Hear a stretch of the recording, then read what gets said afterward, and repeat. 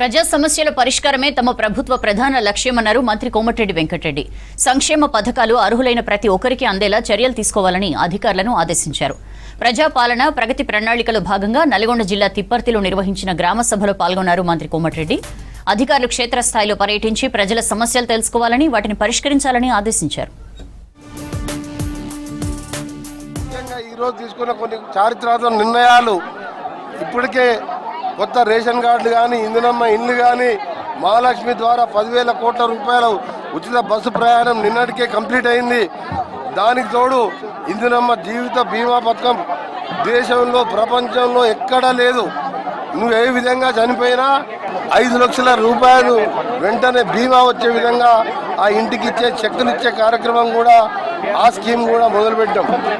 ఇవాళ సర్పంచులకు, ఉప సర్పంచ్, వార్డు మెంబర్లు అందరికీ కూడా విజ్ఞప్తి చేస్తున్నాం. మీరు ప్రభుత్వ పరంగా ఎన్ని నిధులైనా తీసుకొచ్చి నల్గొండ కాన్స్టిట్యున్సీని ఒక రోల్ మోడల్గా రైతులకు చివరి ఎకరం వరకు నీళ్ళు ఇచ్చే కార్యక్రమం కానీ, ఏఎంఆర్పి లైనింగ్ కానీ, ఇంకా మన ఇంటి విషయాల్లో కానీ, ప్రతి ఊరికి సబ్స్టేషన్ విషయంలో కానీ, ప్రతి దాంట్లో మీ ఎమ్మడి ఉంటాను. మీరు కష్టపడి పనిచేయండి. తప్పకుండా మన ప్రజాప్రభుత్వం ఎవరు ఊహించలే. ఈరోజు రేషన్ కార్డు ఈ ప్రభుత్వం ఉంటే, ఒకవైపు రేషన్ కార్డు ఇచ్చి సన్న బియ్యం ఇస్తున్నాం అంటే ఈ ప్రభుత్వం పేదల మీద ఎంత ప్రేమ ఉందో ఆలోచించుకోవాలి.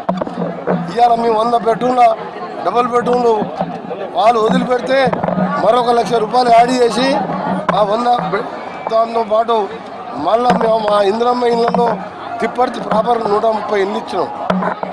అందరికీ చెప్తున్నాం, తప్పకుండా ఈ ప్రభుత్వం ఇంకా ఎన్నో సంక్షేమ కార్యక్రమాలు మొదలుపెట్టి వచ్చే 5 ఏళ్ళు కూడా ఖచ్చితంగా అధికారంలోనే ఉంటాం. ఎవరండి మాట్లాడినా పట్టించుకోం.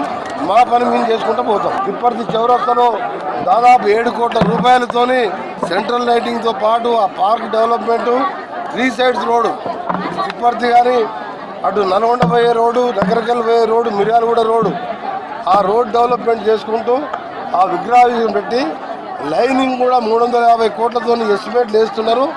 దాన్ని కూడా శాంక్షన్ చేసుకొని 6 కోట్లతోని intermediate junior college first year అయిపోయింది. సెకండ్ ఇయర్ బిల్డింగు టెండర్ కూడా పిలిచిండ్రు. దాని శంకుస్థాపనతో పాటు సెంట్రల్ లైటింగ్తో పాటు తిప్పర్తిలో మహిళా సంఘాలకు సంబంధించిన కొన్ని సమస్యల మీద ఈ నల్గొండ పట్టణం, నల్గొండ అసెంబ్లీ సెగ్మెంటు ఈరోజు మీరు చూస్తున్నారు. నల్గొండ స్కీమ్ మేయర్ కార్పొరేషన్తో పాటు ఇప్పుడు మా ప్రజాప్రతినిధులు అందరూ కూడా యాక్టివ్గా ఎంత గట్టిగా పనిచేస్తున్నారు. ఈయన ప్రతి సమస్య ఆ రోజు ముఖ్యమంత్రి గారు వస్తారు కాబట్టి తప్పకుండా నల్గొండ కాన్స్టిట్యున్సీని మోడల్గా చేయాలనేది నా లక్ష్యంగా.